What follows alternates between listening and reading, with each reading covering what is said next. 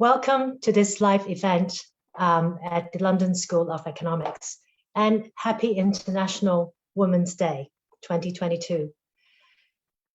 Today, I'm very glad to be able to welcome you and our guest, Elizabeth Nyamayaro.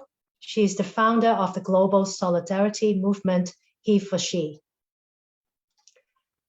She is an award-winning humanitarian and special advisor for the United Nations World Food Programme. Elizabeth has worked at the forefront of global development for over 2 decades through her leadership roles at the World Bank, World Health Organization, UNAIDS, and UN Women. Elizabeth is a political scientist by training and holds an MSc in politics from the London School of Economics. She wrote a memoir about her life and experiences that we will discuss today. I Am a Girl from Africa. So welcome, Elizabeth. Thank you so much, Christine, for having me, and happy International Women's Day to you too. Well, let me start off with something I've read from your book. So I've read this. She squeezes my hand and smiles. I'm here to feed hungry children in the village, because as Africans, we must uplift each other. I don't understand what it means to uplift others, but I nod. I know that I can finally stand up. I will search for food. I will live. I understand this girl is she was 8, from Goromonzi region in Zimbabwe. Can you tell us a little bit more about this girl, Elizabeth?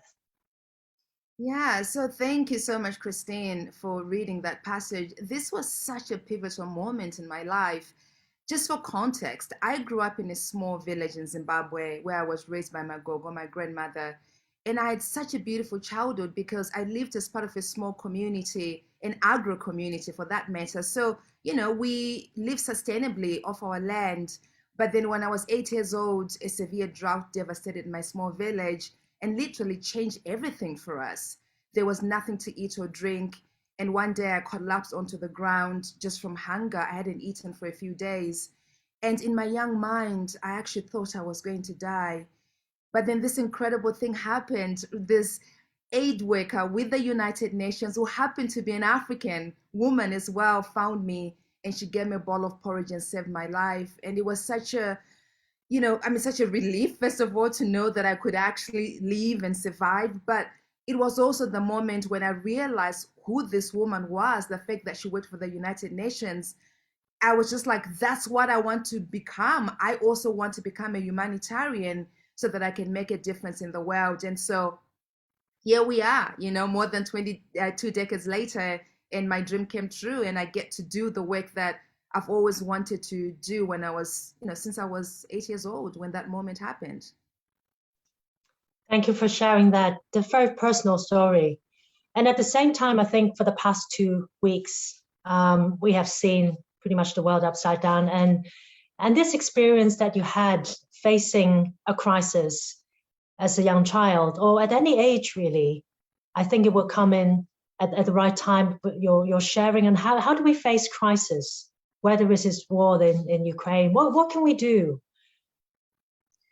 I mean, that's a really good question, right? Because I think the important thing to set out first is that often when we look at the narratives of what's happening in the Ukraine, or even what happened to my community, usually it's sort of through an us versus them narrative, right? What happened to me wasn't because of something that we had done as Africans. What happened to me was a result of a global crisis around climate change. We were really the early communities to experience the impact of climate change, which we now know that, climate change is actually really the big contributor to climate change are the developed countries, sorry.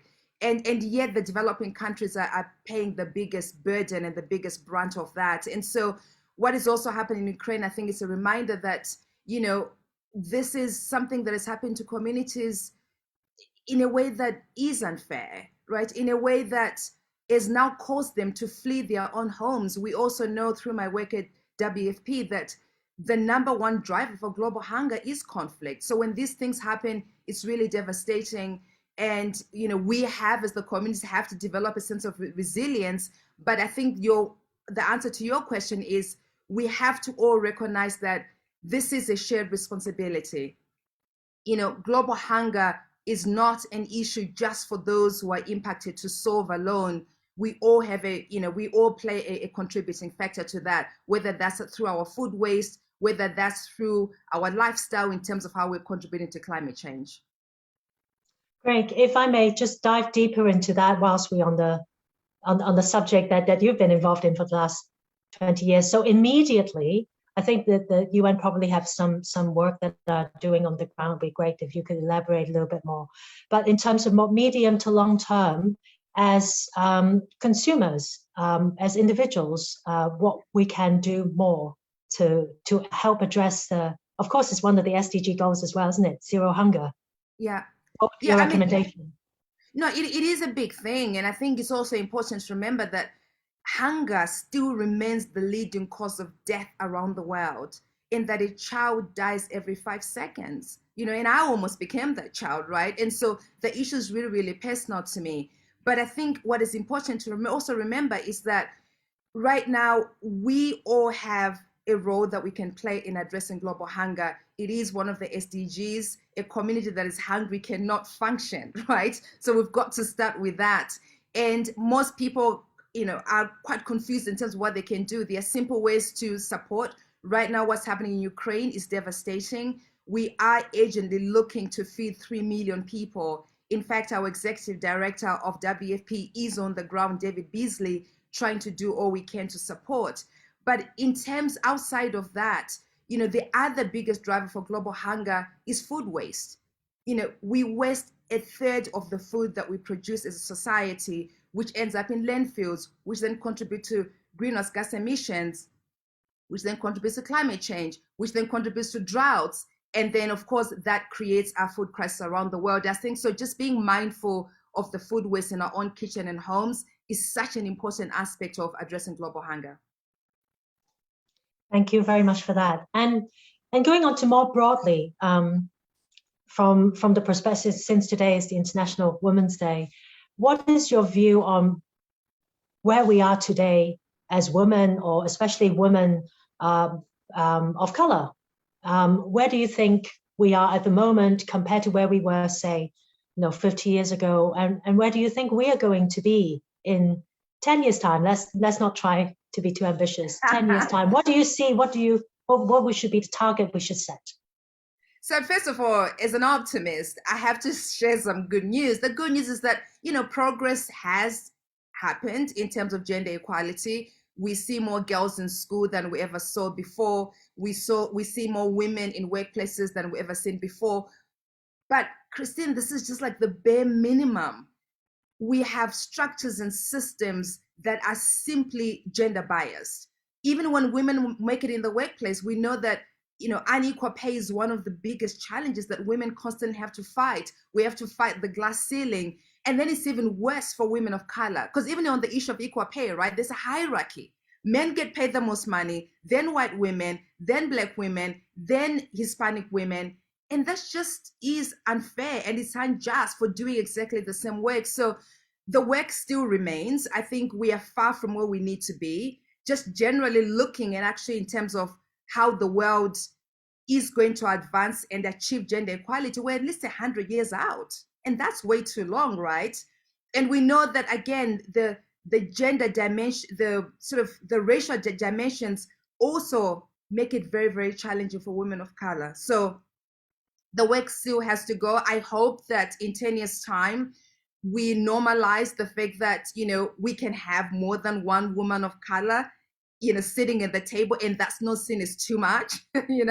We move beyond the tokenism of what it means to be a woman in leadership of color. Again, even in subjects such as STEM, we also need to see not only just girls, but also girls of color within those spaces. Yeah, on that, maybe I can share that some asset managers are already putting their shareholding votes to that cause and supporting that already. And of course, this year's campaign for International Women's Day is break the bias. It is quite a strong phrase, actually.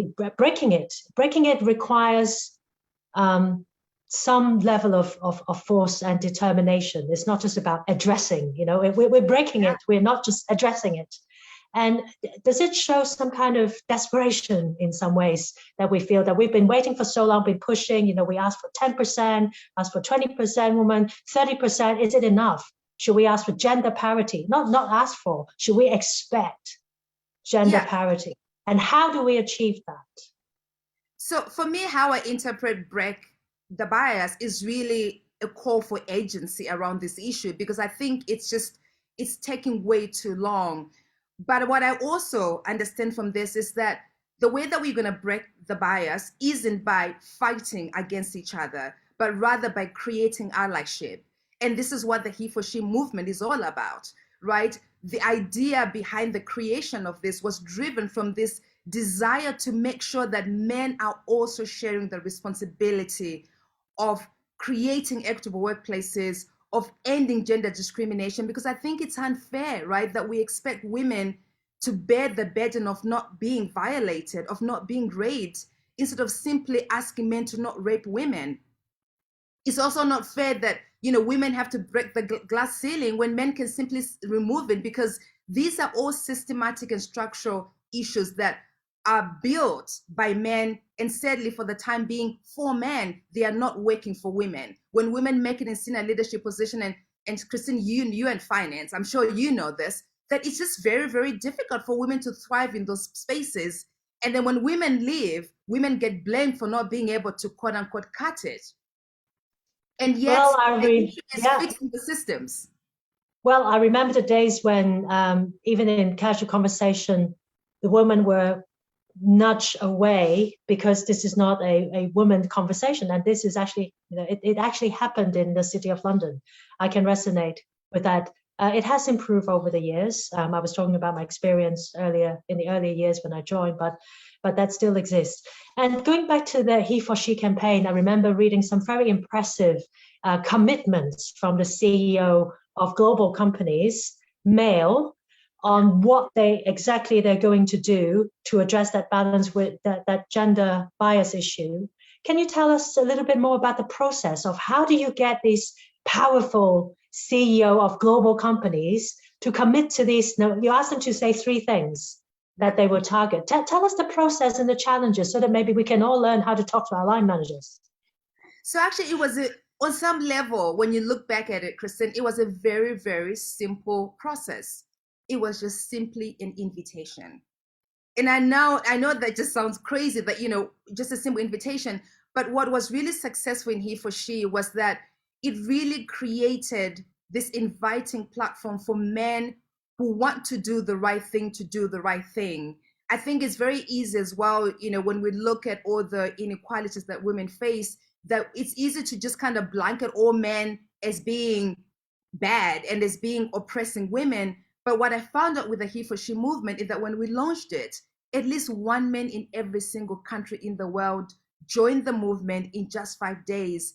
And what that told me was that there was a huge silent majority of men out there who want to do the right things, who are also sick and tired of living in an unequal world, right? And so we saw an opportunity here with the HeForShe, a man in every single country in the world. Again, the other big aspect to this was seeing global CEOs of Fortune 500 companies saying, I am HeForShe. Seeing heads of state saying, I'm HeForShe. And then we realized with my colleagues at UN Women that there was an opportunity here to ask for more than just click activism, right? If you're a man leading a corporation, then you have a responsibility to create an equitable workplace. And so we invited them as HeForShe Impact Champions, which was a really good nudge for them. And we said, in order to earn this title, you're going to have to do some work. Number 1, you're going to have to review your gender data publicly for the whole world to see on an annual basis. You're going to have to define 3 concrete commitments where you're not just going to push for gender equality, but where you're actually going to achieve parity. And we're going to monitor that every single year. And you're going to come every single year at the United Nations General Assembly and report your progress. And that has proven quite successful. As you read in the book as well, I share some examples. Yes, I also find that asking companies in general to set targets for themselves and ask them to hold them accountable for it, monitor it, disclose it, improve transparency and accountability is a great way to do that. So in some ways, this is a bit of it depends on individuals' commitment. And more broadly, at the policy level, I think you worked a lot on policy. What can be done at a policy level so structurally improve and address those historical biases that we have seen? I think if I have to pick the one policy area that I think would be quite transformative is around the issue of women in leadership positions. Because right now, across all spheres of society, men continue to rule the world. And that also means policies that they formulate may not necessarily be geared towards achieving gender equality. And so we need to have more women in leadership positions, making decisions that benefit women. And if they benefit women, Christine, I firmly believe that they will benefit all of society. You know, we don't even have the right amount of women leading countries. We don't even have the right amount of women leading Fortune 500 companies, or just any companies, really. We don't even have the amount of, the right amount of women leading academic institutions. So that has to change. And I think when we change this one aspect, I think we can start to see this acceleration towards progress.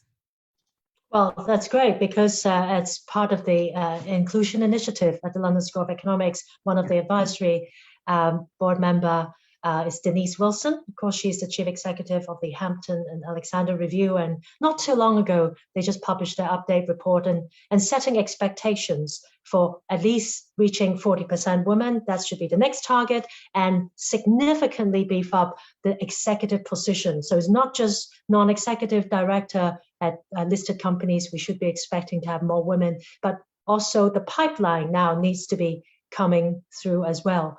And that is, do you agree with that? We should still need quotas? I know this is an age-old question. Where would we need quotas? But we still, I mean, I wish, Christine, we lived in a world where we don't need quotas, but guess what? We do need quotas, because if people are naturally recognizing the importance of gender equality, then you've got to be able to hold people accountable. It saddens me, but it is the necessary thing for the time being. And I hope at some point it just becomes the norm that we don't have to question whether women deserve to be in these leadership positions, right? Because we know that they do deserve to be in those leadership positions. So for the time being, I am pro quotas, but I hope that is something that just doesn't become the norm, because also it then creates this kind of narrative that, it's a level of tokenism that's happening, when in fact, it's just equality. We are pushing for equality with quotas. That's all there is to it. That's right. Just slightly change the topic a little bit, just going back to your book and your childhood. I think it's, at least for myself as well, I'm in the younger years, I found having a role model extremely important. Yeah. Because in our younger years, it's an exploration phase, right? We don't know, we kind of know what we want to become. I don't quite know how to get there. So when we see someone that we respect professionally, but also as a person, respecting their character, we try to understand what takes them there. And I guess that also keeps us passing on the baton. You are obviously the role model of a lot of women. Who is your role model? Maybe you have more than one. Can you tell us a little bit about that? I mean, certainly my gogo, my grandmother who raised me, was my biggest role model. Not only did she teach me what it means to be fully human, and this idea of seeing myself as part of a collective, and with that, the responsibility to try and uplift those around me. It's in addition to that one moment, when I encountered the UN aid worker, it was really my gogos and the teaching and the wisdom that propelled me to become a humanitarian, because I realized that I do live as part of a collective. I belong to a community. And if I do belong to a community, and this is actually something that comes out of this ancient African wisdom of Ubuntu, the recognition that we are all connected by our shared humanity. And my gogo taught me that when I was 6 years old. And so she's certainly my role model. But along the way, one of the person that emerged for me, even from a very young age, as a phenomenal woman is Phumzile Mlambo-Ngcuka.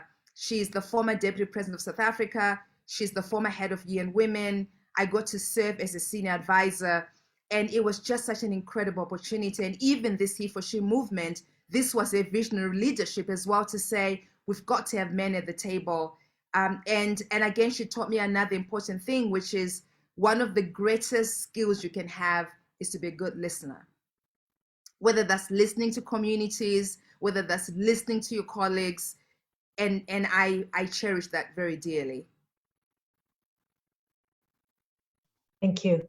Can you share with us some challenges? So it looks like that you've worked in the international organizations you've always wanted to work for, but certainly you will have faced some challenges or even unconscious bias. How do you recognize that they exist, and how do you address them? Can you share some tips with us? Yes, I mean, certainly. I mean, I can tell you about my first experience in London, which, I mean, now London in the UK is one of my favorite places, because also I got to go to LSE, which was just incredible for me. But when I first arrived in London, it was a very, very challenging time for me, because everything about me kind of shifted. I had been raised to know, like right here, that being African is a blessing, and it's the most, like, it's the best part of who I am.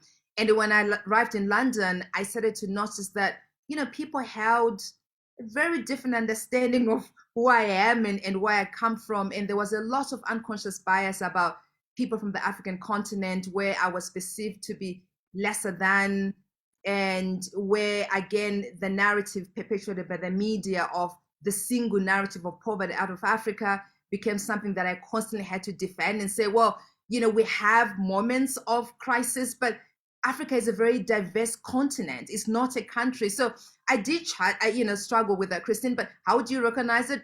I mean, you do. First of all, people make sure that you know that you are less than in the spaces where they don't think that you belong. And one of the things that I then realized for myself was, you know what? I was not going to be apologetic of who I am. I am African. I am proud of being African, hence the title of the book, right? Several years later. But I think in terms of the work that I've done, some of the unconscious bias really that really break my heart is around gender. You know, when women are being perceived to be not good enough to be in certain positions, when we have to work extra hard than male colleagues for exactly the same opportunities, I think for me that really breaks my heart.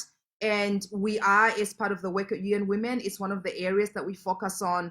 And we also try and make sure that, you know, women's confidence isn't broken as a result of society constantly pushing against them. And so a lot of work around self-confidence is really key. Yeah, that's a very important point. I remember spending a little bit of time living in the Middle East. There are actually a lot of Asian-looking workers. I remember I was shopping in the supermarket, and someone came up to me and say, where do you find sugar? I was trying to be helpful, and I said, actually, I don't know. I don't use that a lot. And she was very upset with me and said, what do you mean you don't know? Huh? You work here. How come you don't know? I said, I don't work here. And she just kind of assumed because I'm Asian, I work in supermarkets. So it is not people's fault, though. I think that what we learn from this process is that unconscious bias ultimately is unconscious. It's to do with the exposure or the limitation of this exposure of the person who have been impacted by the unconscious bias who actually make that comment. So I think we should be understanding and try to educate them so that we can help them fix that unconscious bias. I found that this is what I learned from the London School of Economics, is that remember that our motto is to understand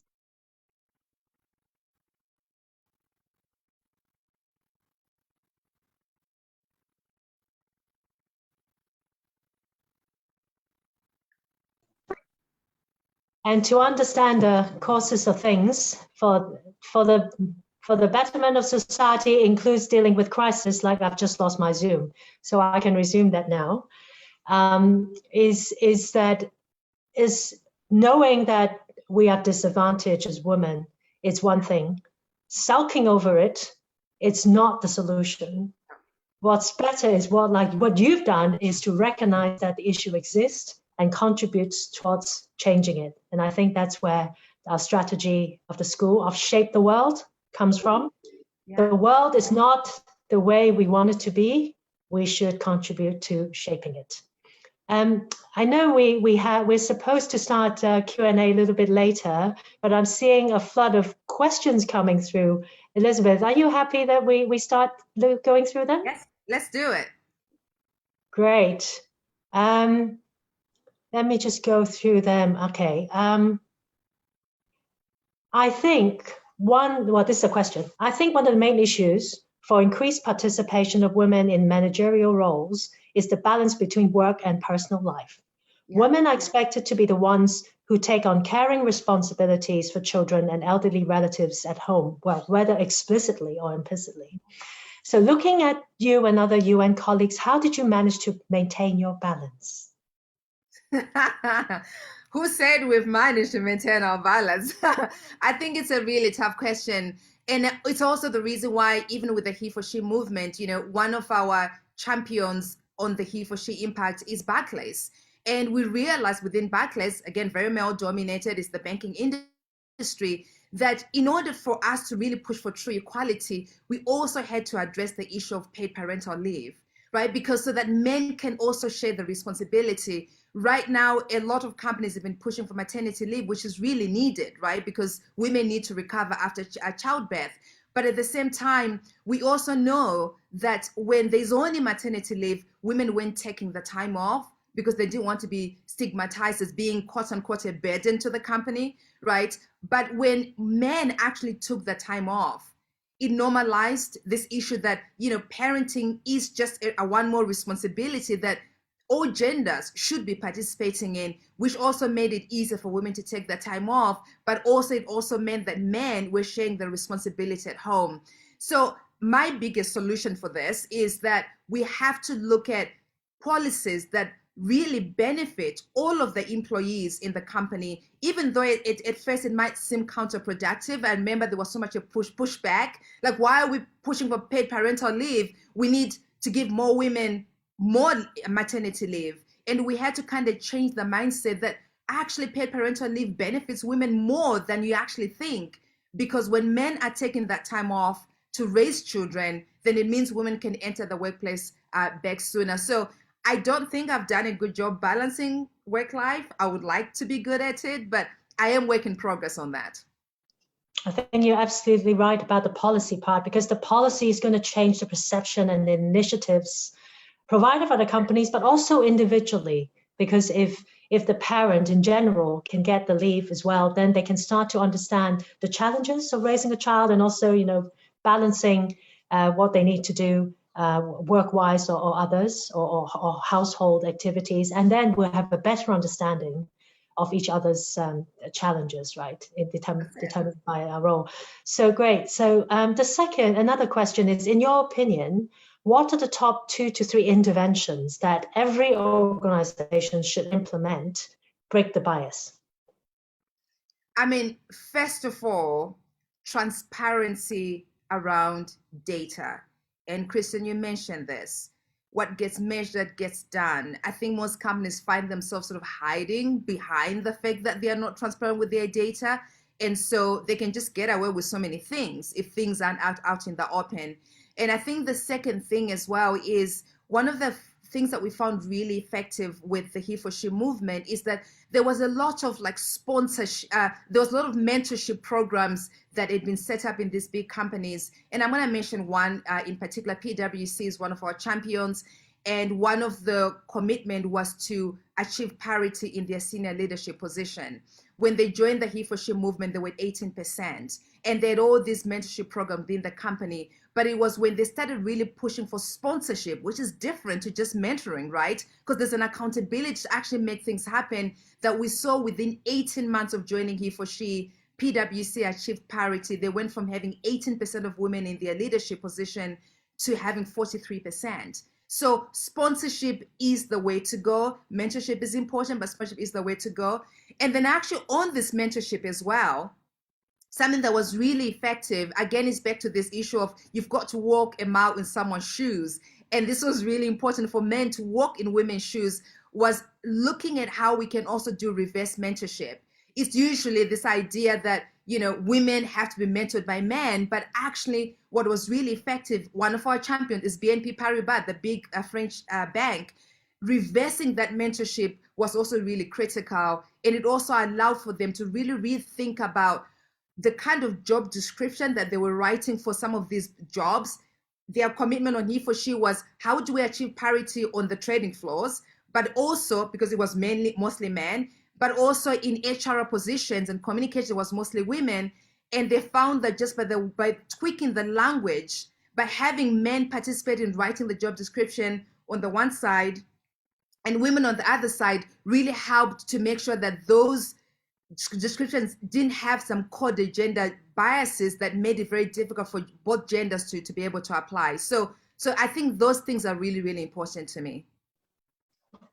Great answers and great suggestions. But I have a follow-up question, because I'm also seeing a lot of, because my day job is to talk to companies and research them. So I know more and more companies are coming up with mentorship programs, sponsorship program. How do you know that they're effectively working, or are they just sponsorship washing? Well, I think it can be, right? I think that's the thing. I think the sponsorship I mentioned can't work in isolation of transparency and tracking of data. Because to your point, then they would just become that. But if they are linked to some KPIs, right, then obviously they will have to get done, because otherwise they are not able to achieve those KPIs. But I completely agree with you. It's just one more thing, right, that companies try and hide behind and say, well, we have this new program, we have an unconscious bias training, but if it's not linked to actual data and KPIs, then it's just a nice to have, and it becomes sort of optional for employees to partake in. Yeah, absolutely. I've seen good and not so good unconscious bias training. Let's move on to the next question. How would you suggest WOC women seek out and approach mentors when they may be in an environment where not many other WOC exist? Yes, so I've also found that actually, as a woman of color myself, and knowing too that there's so much scarcity at the top, first of all, there's always this, sort of competition among women, which is created by systems. And I think that's an important thing to emphasize. I have traveled around with the HeForShe movement in college campuses. I've gone to corporations with the HeForShe message. And I actually have the time women pull me aside and say, we actually need a HeForShe, because we are not getting the support that we need from fellow female colleagues. And I also have to remind people that, these are all systems that have been created to pretty much pit us against each other, because there's this perception that there's only one position for only one of us, right? If Christine is there, then we can't have any other woman of color. And so it can be very difficult, therefore, to find a woman in the space that you're in. First of all, if you're a woman of color and you're in leadership position, you have to bring people up. You have to lift as you rise, because otherwise it's going to be very lonely at the top for you or by yourself. But I think the second thing is also looking at other industries. Some of my mentors are not humanitarians. They are in the private sector. And within them, I've also been able to find some skills that I can then leverage in my ability to deliver my work as a humanitarian. So I think be open outside of your own industry, because I can tell you that every single woman of color who has made it to the top has a story to tell that you could certainly benefit from. Absolutely. This is what we tell listed company boards as well. When they say they can't find women, look further, understand your process, right? If you can't find where you're looking, maybe you're not looking far enough, you're not looking wide enough. There will be someone who you can connect, or who we can connect as well. So let's move on and see if there are other questions. How do you feel? So next question, how do we feel we can address the structures of patriarchal institutions that promote masculine ways of behaving including the women professionals within them, and keep women who promote other women and feminist principles down and silence them. So basically over promoting the superiority of masculinity. Maybe that's how it can be. I mean, first of all, it's not our job as women to dismantle patriarchy. Men have to dismantle patriarchy. And I think we have to create those spaces, movements like the HeForShe movement and other movements that put men in the driving seat of recognizing their own privilege and being able to use that privilege to dismantle the systems and structures that are holding everyone back, including themselves, by the way. That's actually one of my big revelations launching HeForShe, that there are men out there, we're also sick and tired of the macho-normative culture. They are sick and tired of, you know, this sort of, as a man, you've got to win. As the man, you can't show any emotions. And I'm seeing and encouraged by the fact that this younger generation, when I go on college campuses, they don't want to be held by these outdated notions of what it means to be a man, because it's imprisoning for them as well, right? To be held, to be told that you've got to be number one in everything, to be told to suppress your emotions. So that's one thing. I think it's recognizing that it's really not our job. We have to actually make men do the work themselves as well, because it's unfair. It's unfair to put this burden on women. And then the next thing I think that's really important is that as the women in those leadership positions, we have to set a new kind of leadership. Let's not allow ourselves to fall into the trap that when you make it to the top leadership position, then you also have to kind of, for lack of a better word, act like a man to be in those positions. I know that's kind of the easiest thing to do because we don't want to be singled out, right? When you are in those positions, you want to be seen as an equal. But it doesn't mean being an equal, it doesn't mean that you also have to take on this kind of masculine way of leadership. I actually think there's beauty when you see true leadership in all its diversity. So I think creating a new kind of leadership is a responsibility that we as women can bring to this conversation, and that will normalize a new way of doing things. Absolutely agree with that. And I think that not too long ago, I spoke with someone who has fought her way through. I mean, she's retired now. So she told me that for years she had to play golf. Yeah. Because that is what is expected of her if she wants to move forward. So I thought, well, that's sad. You only have really that much time for yourself every week. And if you like golf, wonderful, right? If you like any sport, wonderful, but you have to force yourself to do it in order to fit into certain criteria. That's certainly not how we want to live. And even if it's just a few years ago, women are expected to wear high heels to go to work or something. I think we come across situations like this. But that is no longer the case. So I think we have a lot of us out there saying that I'm not fitting into any stereotype. We're just going to live the way as we believe is relevant to what we're supposed to deliver professionally. And we will continue to live that way. And we should ensure that that message is loud and clear to everyone. But I also, Christina, I can't emphasize this enough, though, that really the way to achieve true equality is through allyship. And I promise you, it might not look like it on the surface, but there are so many men out there, a silent majority, who also want to live in a gender equal world. And so it's important that we don't see the issue of gender equality as a zero-sum game, right? Where, again, for women is a loss for men. But rather, true equality benefits everyone. Equality is just that. It's equality for everyone.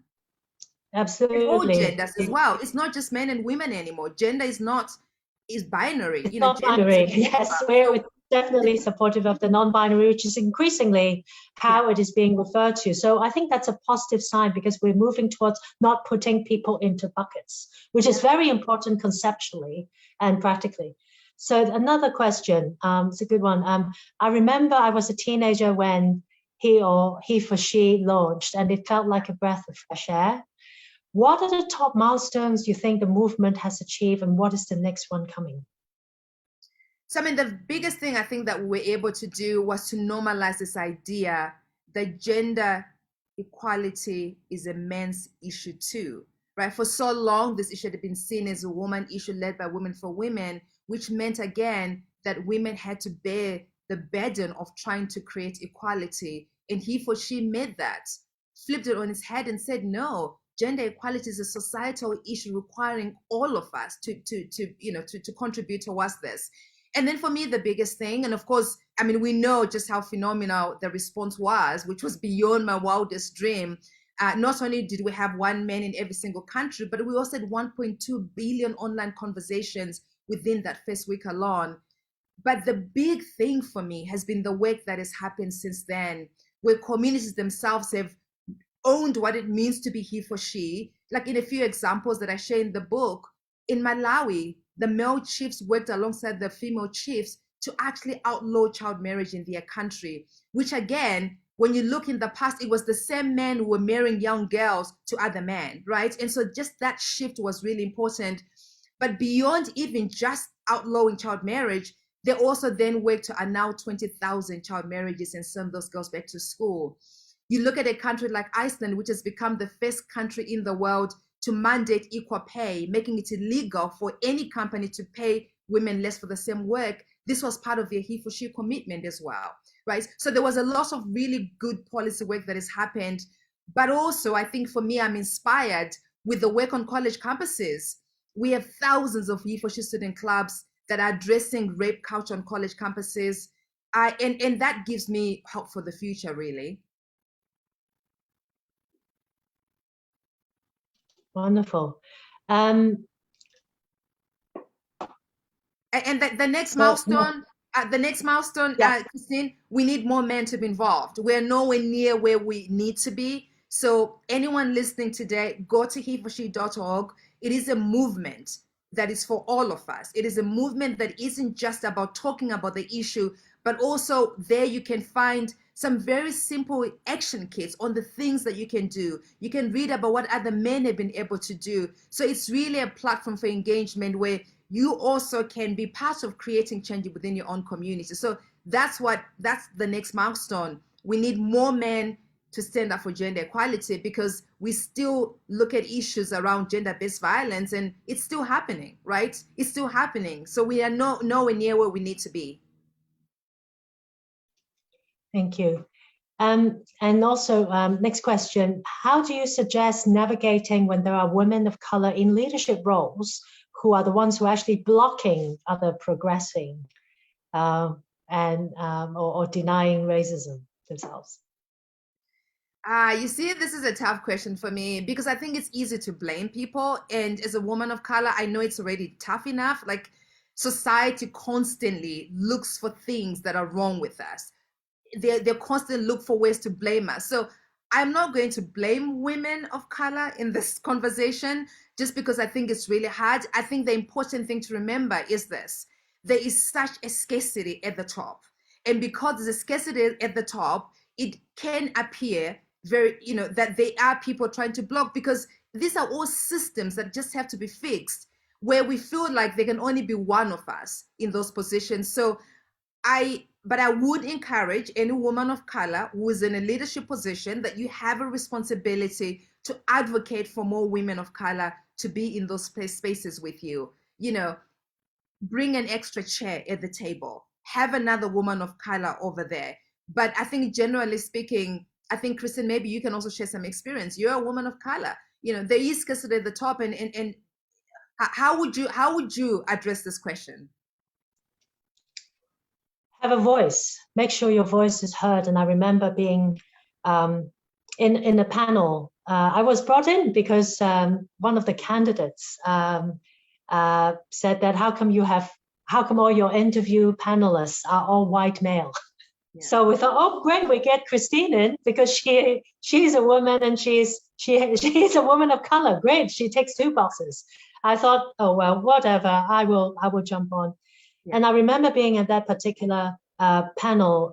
It was really interesting to see that how a candidate's behavior is interpreted so differently through the eyes of different genders. So I think, in general, at least from my own experience in the financial services, there is an expectation that if someone is tall and speak loud and make big statements, are the ones who have leadership capabilities.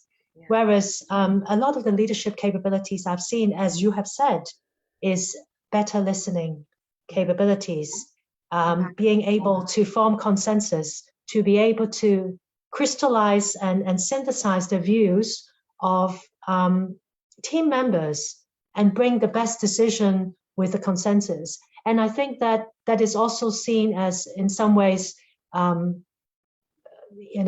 having an opinion. And that is not true.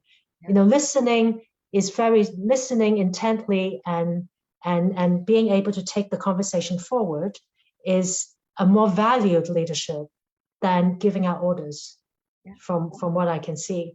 And going back to being the only one that is different, sometimes I try to forget about the fact that I'm different, or maybe you're different, is trying to do the job well. Other people will see, do it fairly, explain what you're doing, and ask for feedback. So by having that approach, I find it quite useful. So thanks for asking me that question. We have a few more. I want to make sure that we go through them as well. There's another one here. I was an officer in the Nigerian army when the HeForShe was launched.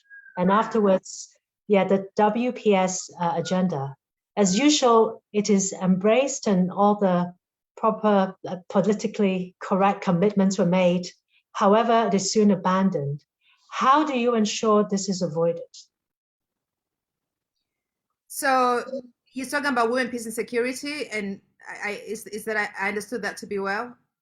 Yeah, I think this is what that question means, that maybe we start off with, very good intentions, but because of some reason or another, it could be political, that commitment maybe is not followed through. How can we address those issues and not or minimize the situation of getting caught up in politics? So, first of all, I'm glad to hear that you know of the HeForShe movement in Nigeria, because also if you're in the army, as you know, one of the other biggest challenge in the army is violence against women, right? The people that are supposed to protect women often end up being some of the perpetrators of the most horrific gender-based violence. And so thank you for hearing the message. And I hope that, you also become HeForShe in the process. But it's really, what you asked is a very important question, because I think we often have to remember that real change happens when two things happen at the same time. We need the policies, the top down, but we need the bottom up moving exactly at the same time, right? Because policy alone doesn't work. Policy is formed by governments. Governments are individuals like you and I. But what I've found that really creates change is when communities themselves own the movement, own the issues, and advocate for change and keep pushing for progress, because you're always going to be there as part of your own community, right? And so relying only on policy is probably not the best way to achieve gender equality. When policies fail, what keeps progress moving forward is human beings like you and I standing up for what's right and creating that change. And so I would not be so much deterred. And also, I think when there is this groundswell, right, when communities are sick and tired of the oppression, then usually it can also inform policy. So the work here has to happen at our level, at the community level. So you can't give up just because a government official has decided not to follow through with the commitment. In fact, if anything at all, it should give you the energy to push for more change and push for more progress. And so that's what I really recommend. And I think what we've seen even with HeForShe, that the most sustainable programs are where communities have led and informed that change themselves. And making sure that these we have platforms like this one or others to be able to voice the concerns of individuals. And I remember that the UN in general is very good. And in fact, I remember attending a UN guiding principle of business and human rights, and one session particularly hit me that I still remember. I was speaking on a panel at the main hall, beautiful hall with beautiful ceiling, if you remember. We were talking about the human rights issues in the cobalt supply chain in the DRC, in Democratic Republic of Congo. And a woman stood up from the audience, and she said to us, you are here talking about the human rights issues in my country, but none of you have ever visited. Yeah. I asked you to come and visit us so that you can see what you're talking about and whether it is right. And that really stayed in my head. And subsequently, we managed to organize an OECD-led trip actually to go and visit as an investor in related trip. And I think it was really worth it. Sometimes we have to take action and really understand what's going on. So that's a great question. We have a few more minutes. I'm going to answer two more, and then we'll probably wrap up. Another question here. I have two teenage daughters. What advice would you give them to be successful in life and achieve their goals? What advice would you give to us as parents to help and support them? I love questions about daughters.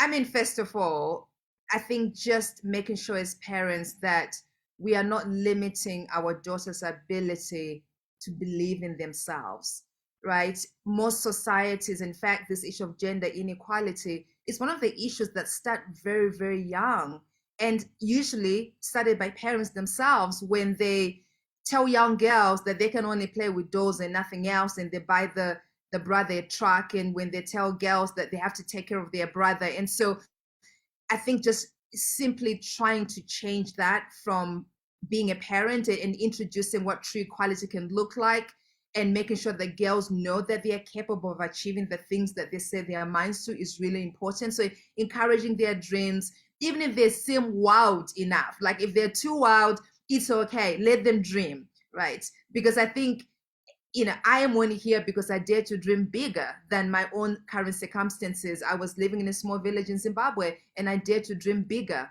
And so that's really important. But also, I think also encouraging them to study, subjects. If they have an interest in STEM, let them go and study those things. And let's not limit them by saying, well, that's really for boys and that's too difficult, and putting all these limitations in their lives.